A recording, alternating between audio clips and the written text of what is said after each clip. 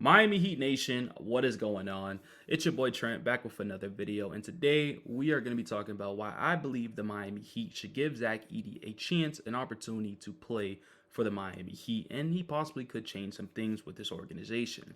Now, I know previous videos I said I don't want Zach Edey, I don't think he's NBA ready, but my mind has officially changed, and I'm officially willing to take him on the Miami Heat. The Miami Heat have two picks, 15th and the 43rd pick. So I don't want to take him at the 15th pick. If we can get him at the 43rd pick, maybe a stretch, but we'll see when the draft comes. Now, if you guys enjoy Miami Heat content, this is the perfect channel for y'all. So smash that subscribe button, turn on post notifications, drop a like, and comment down. I appreciate you guys so much. I have the best supporters in the world, and I love you guys. Anyways, going back to the video, as y'all see on the screen, this is Zach Edey's college stats through the 4 years. He's been there playing for Purdue.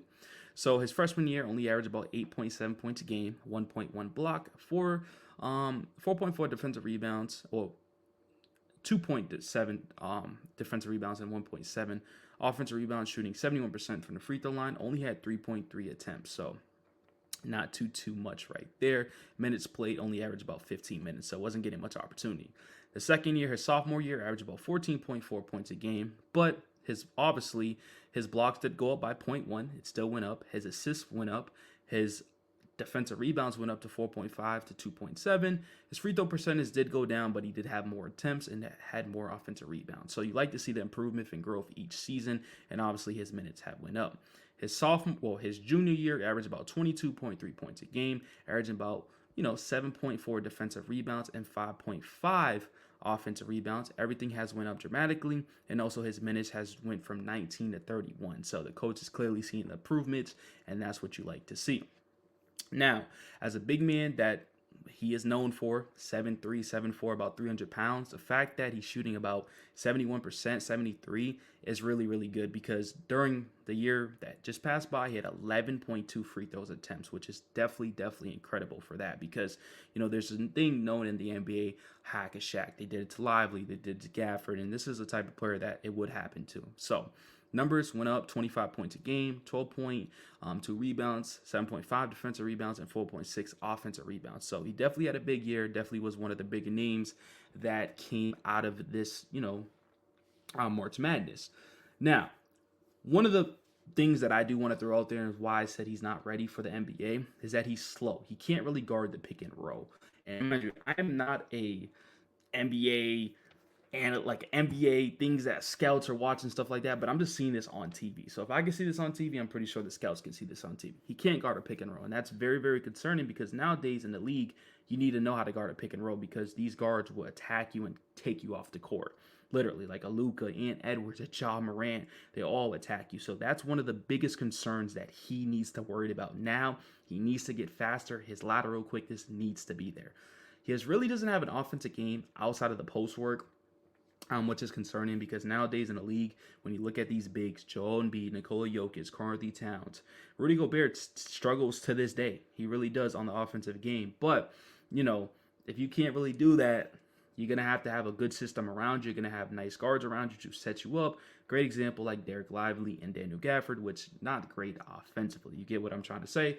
And mind you, I'm looking at my notes over here. But a couple of players that is around his height in pounds and stuff like that. Well, I don't think weight, but Boban, Taco Fall has seemed to be in Moses Brown. So those are the couple of players that aren't really NBA successful. So hopefully he's not thrown in that discussion ever, but there's a case that he could possibly be. Now, like I said, I'm not a scout, so we're going to look at this article that a scout has said about Zach Edey. So we are going to start right here when it's going to say his strengths. So he says, ahead of the 2023 NBA draft, I broke down Edey's strengths and weaknesses. A lot of these words still hold true, so let's focus on his improvement. So he's listed at 7'4", 300 pounds. He was heavier than he was listed last season, but he does look lighter on his feet.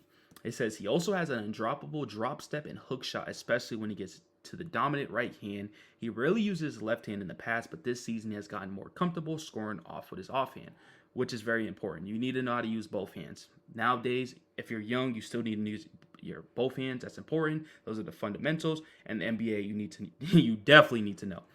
So it continues, says Edey has shown more poise with his back to the basket. It feels like his game is slowing down for him when he's double teaming the post.